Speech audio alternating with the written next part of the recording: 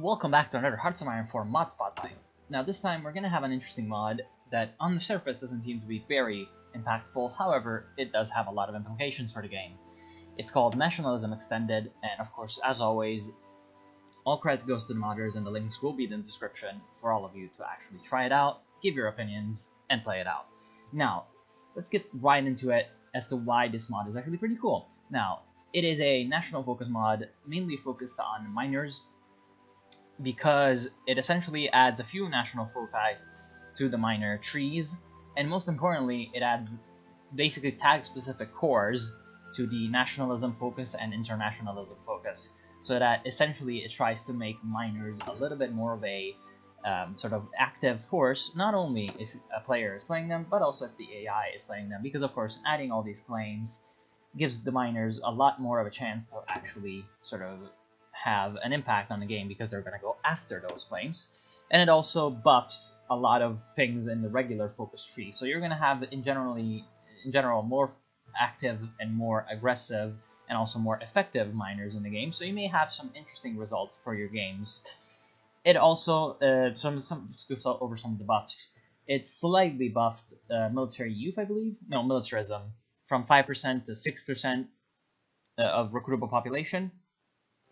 And it actually added some recruitable population to the communist tree, as you can see from indoctrination, 6% recruitable pop, which is very useful. It nerfed a few things, such as technology sharing now requires 50 factories, so that's interesting there. And it also nerfed super weapons. It's not 50% anymore, it's 25%. However, it also buffed, I believe, armament effort 2, and it added, I believe, 4 more foci in the industry line.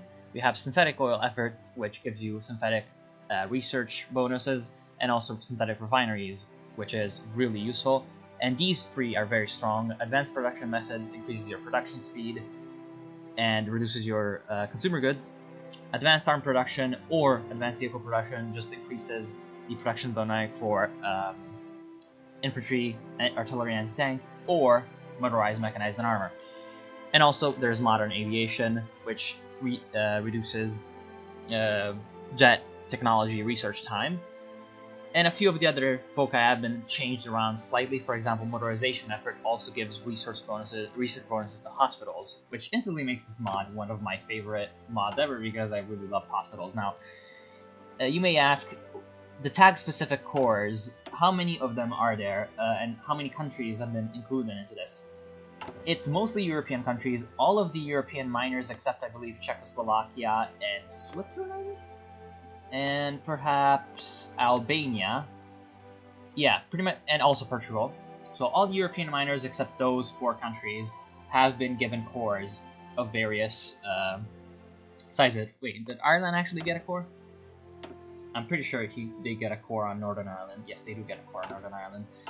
And also some non-European countries have gotten some cores. For example, Iraq gets Kuwait, Turkey gets some areas around here, and I believe Mongolia gets this area, and Mexico gets a few cores on the US.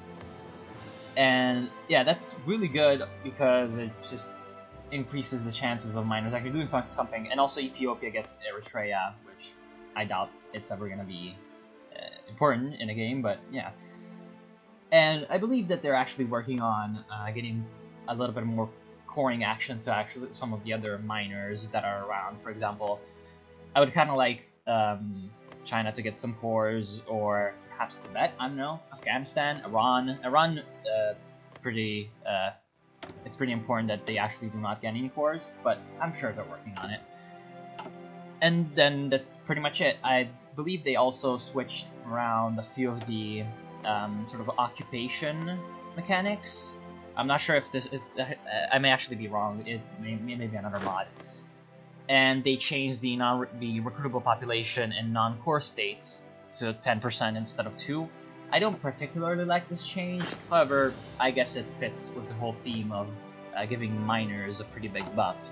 So, why would you be playing this mod? Well, if you're looking to get a little bit of extra sort of miner action, and you're trying to play perhaps some of the harder miners to play, maybe not something like Romania, but maybe a little bit more something like, I don't know, Austria, some of the harder states that sort of have a hard time getting manpower, it would definitely be for you.